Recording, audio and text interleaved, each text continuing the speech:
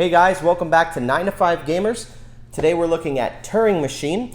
We're going to look inside the box and see all the components that come inside, and then after that I'm going to give you a brief overview and give you my overall rating of what I think about the game. So let's take a look inside the box.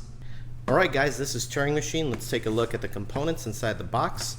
One of the cool little things I like about the box to begin with, almost forgot to show this, is that the has a little correct symbol at the top that shows whether or not you put the box cover on right. So for example, if I had placed the box cover on wrong, it would have an X. So I thought that was a cool little thing.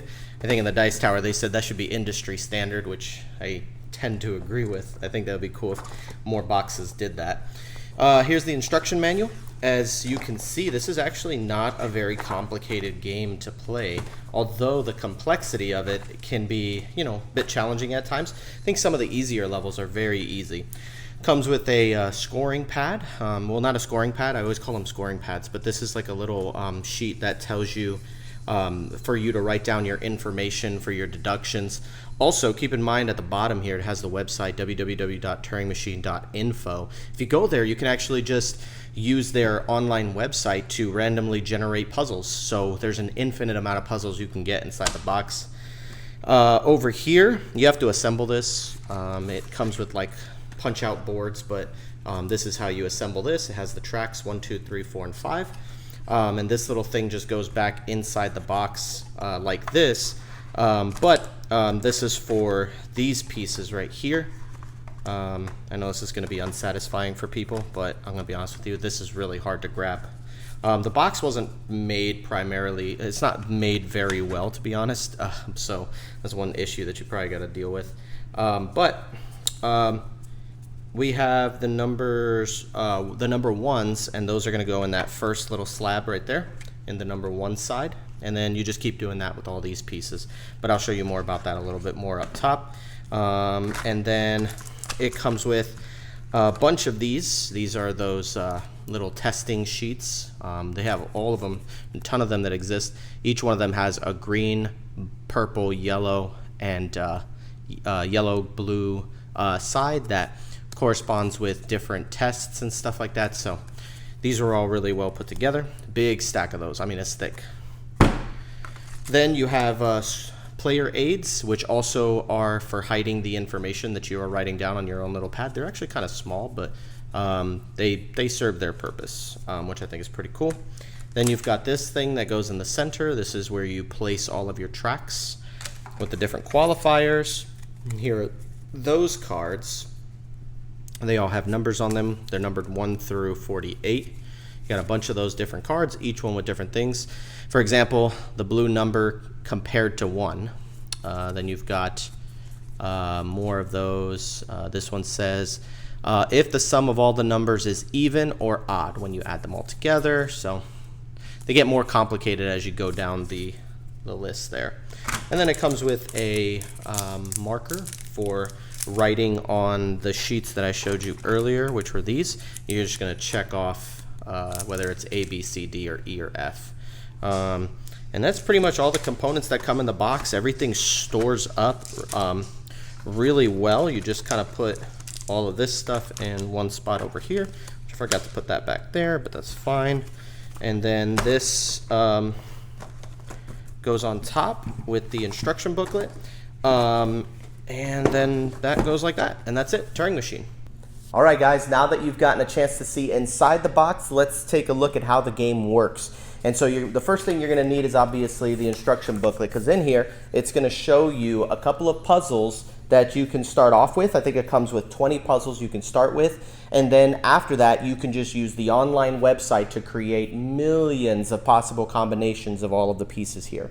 So we're going to start off with the first puzzle. I'm going to try not to spoil anything for you guys, but it says you have to start off with A being the number 4 card. So this one's the number 4 card.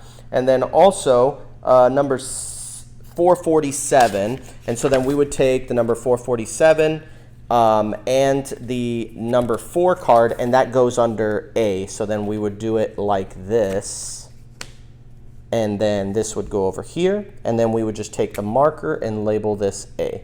Okay?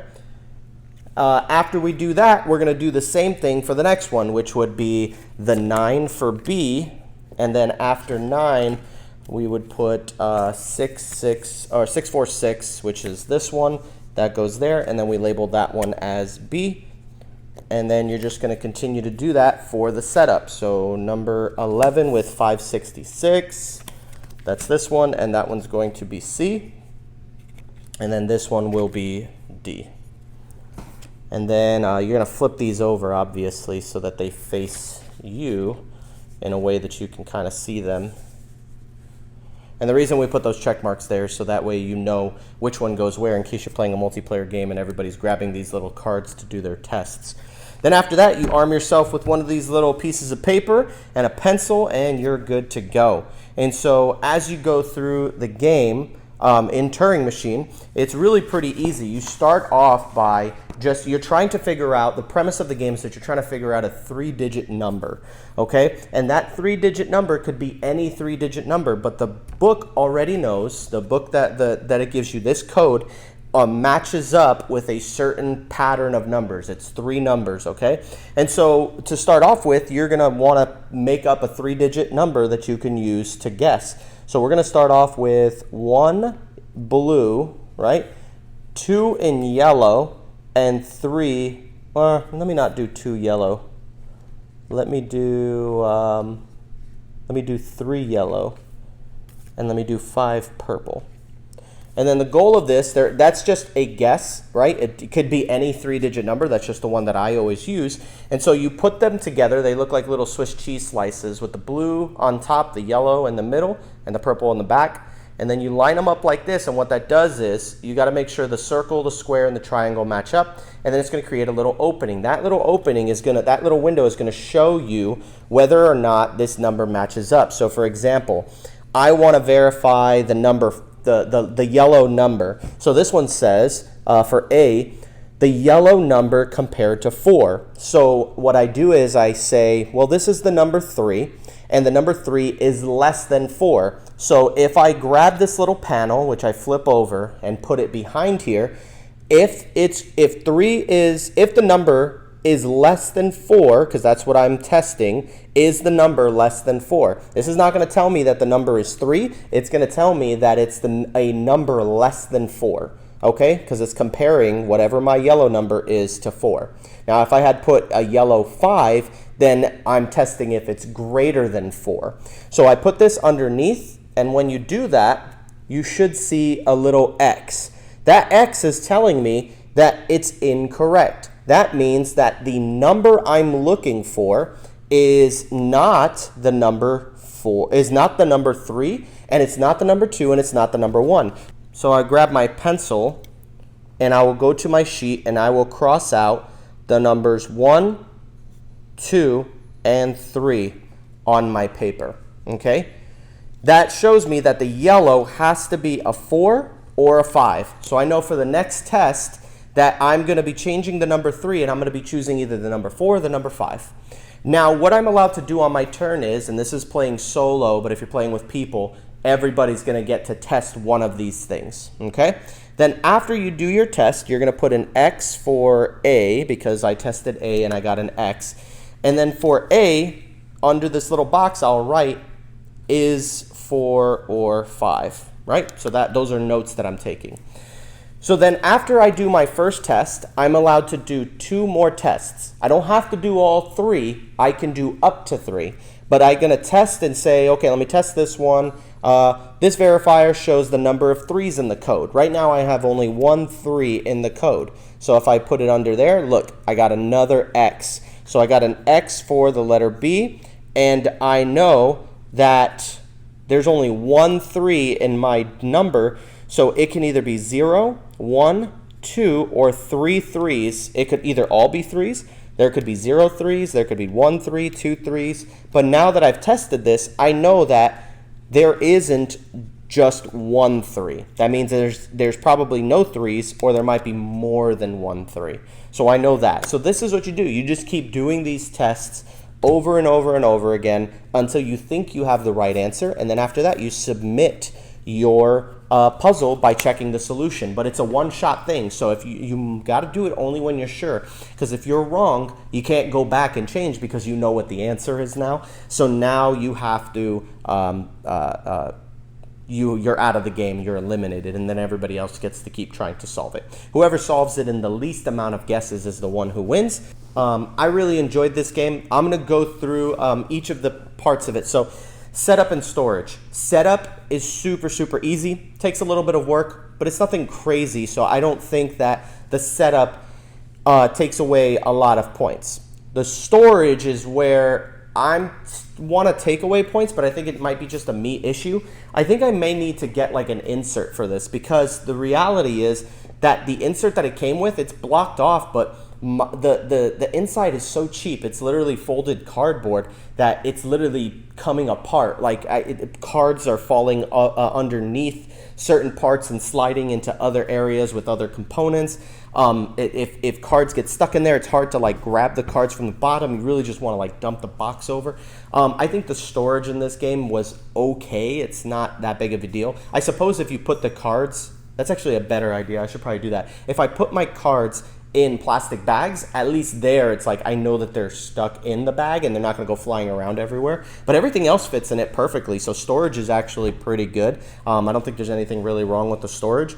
It's just the storage that the game box came with wasn't like foolproof. So for me, I'm giving that a 1.5. Now let's talk about the learn and the teach. For the learn and the teach, the learning of it is literally like 2 or 3 pages of content. Like, it's so quick to learn and so easy to get through that I feel like teaching this game is really not that difficult unless the person is really not into logic. But this isn't a game for those people, right? Like, if you're a type of person that doesn't like logic deduction puzzles, you're not going to enjoy this game. That's all there is to it. And so this is a very niche game for people who like this type of thing. But I think anybody could get into it, and it's not overly complicated. It seems mathy, but it's really, there's no math involved in this other than knowing if a number is less than 5, which you only have 4 choices at that point. But it's all just deduction. It's not even really math. So as far as learning the game and teaching it, very easy to learn and pick up. And I'm sure teaching is super easy as well. The teach is not complicated whatsoever. And so I give it 2 points for the learn and the teach. Very easy to pick up and play. Not very complicated, to be honest. Visuals and components. I thought the visuals are really cool. Like, visually, everything is cool. I like these cards, how you can write on them. I like the little cheese slices. It's not, they're made out of like a kind of like plasticky cardboard. But I feel like they would bend if you bent them. But for the most part, they just kind of stay intact. They line up together really well. And it doesn't have any major issues there. Like, I think all the components that it comes with a whole bunch of pads. It could have come with 4 marker boards and 4 markers to just play up to 4 people. That could have been a lot better than just maybe the score pads, but I feel like that's always a problem with every roll and write. And I think that if I was producing a roll and write, which I think I might be, I'm trying to make a game, but we'll talk about that later. I'm working on that as a side project. But I think every roll and write, they always have that issue. Oh, why didn't they just make a plastic or the laminated boards? That's true, but I'm pretty sure, but I don't know, I've never made a game, but I'm pretty sure that that's probably more expensive than paper, which is why they do paper. But this will run out on you. Like, I promise you that this game is so fast, you'll probably do 2 or 3 of these puzzles in a day, in a single sitting. And you'll run out of these pads very, very quickly, so I recommend laminating these. I think for the nature of the game, it might have been a little bit, it would have been good to like maybe splurge a little bit on those, or make a deluxe version that had that stuff maybe, I don't know. But component-wise, I don't think there's anything wrong with the components, so I'm giving the visuals and the components, which I think the visuals are really cool and the colors and everything. Component-wise, this game is phenomenally done. I don't even begin to know how this thing works, but I'm going to get to that in a second. So 2 points for visuals and components. Gameplay and mechanics.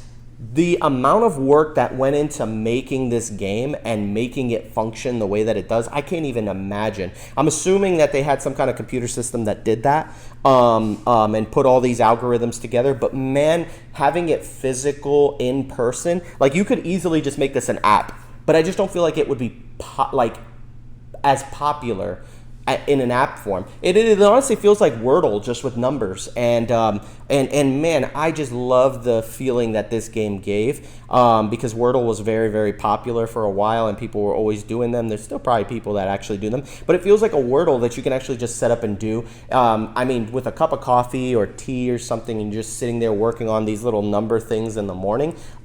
This is like my go-to right now when it comes to that. So gameplay-wise, it's very easy to pick up and learn. The gameplay is solid, and one of the biggest things about it is that the game only takes 15 to 20 minutes to play a single round. So you can literally play 3 rounds of this in an hour. I would love to do that more. This is a logic deduction game, so it reminds me a lot of like Search for Planet X, and I feel like I could play more games of this in the time it takes me to play Planet X. Even though the theme in Planet X is a lot better than Turing Machine, the theme is kind of like for this game because it's about the first computer. It's about Alan Turing's Turing Machine, right? And but man, it's so cool the way that the game works. Like, I just don't see anything wrong with the gameplay or the mechanics of it.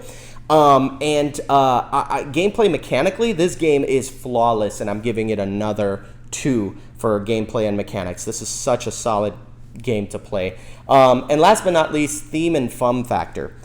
The theme is meh. Okay, so there's where I'm gonna go ahead and say it. Like, I don't think this theme is gonna make anybody want to buy this game. I don't think the box artwork is gonna make anybody want to buy this game, although it does seem kind of cool the way that they did it. I think they did the best to make this attractive as possible. But theme wise, it's not really there. But fun factor wise, it is all the way there. I am 100% in on how fun this game. I love this game. If you like social deduction, if you like logic deduction, puzzly games like this, you will absolutely love this game. It is so much fun to try to figure out these puzzles. Not only that, and this probably I should have said this for gameplay and mechanics. The fact that you will never run out of plays of this. Because just because the components get spent up or whatever, that doesn't mean anything. You can keep playing this on computer. You bring up your computer, which I wish they would just come up with an app for it, but they have a website that you go to. But that thing generates puzzles for you. The literally replayability is endless for this game. There's not a lot of games that can pull that off, but this game does. And I think that this game is just so much fun. So when I look at this, let's take a look at the overall score. I give it a small little knock for the storage, which is really not a big deal, but it kind of like could have been better. But it's a 1.5 there. It's 2 points for the learn and the teach, 2 points for visual components, 2 points for gameplay mechanics, and a 1.5 for theme and fun factor. I'm looking at a 9 for this game, a 9 out of 10. That is very high. Now, again, if you don't like logic deduction, there's a strong chance you just won't like this game, which that makes sense. But again, why buy it, right? Like why, if you're not a logic deduction person, why pick up the game and then go, this game's a 2, if you don't like those types of games? Like, if you don't enjoy those types of games, don't worry about them, right? Like, this is if this is your game, you will absolutely love it. If you don't like logic deduction, you'll probably give this game a 2 or a 1. You'll probably roast it, but it's a great game, man. And I think that even if you don't like logic and deduction puzzles, it's still really easy to pick up and learn. It's not complicated. It doesn't give you a headache, although some of the harder ones will probably be more challenging, but it's such a fun thing. And let me tell you something, doing stuff like this keeps your brain sharp. It keeps your brain working. And they've done studies that doing games just like this are very helpful. Board games in general are very helpful for memory, very helpful for preventing all kinds of cognitive decline. And so, man, this is a perfect game. That I really, really love this game. I don't want to give it a 10 because I don't think it's a perfect game, but for me, it's perfect. I really love it. I won't give it a 10. I'm giving it a 9 out of 10, but that's a really high score. You should really get a copy of this because it's not expensive either. I think I got it for like 30 bucks. So if you see a copy of this, try picking it up. It's a really fun game. Anyways, thanks for tuning in. Don't forget to like, comment, and subscribe, and we'll see you guys later. Peace out. Love you guys. See you guys soon.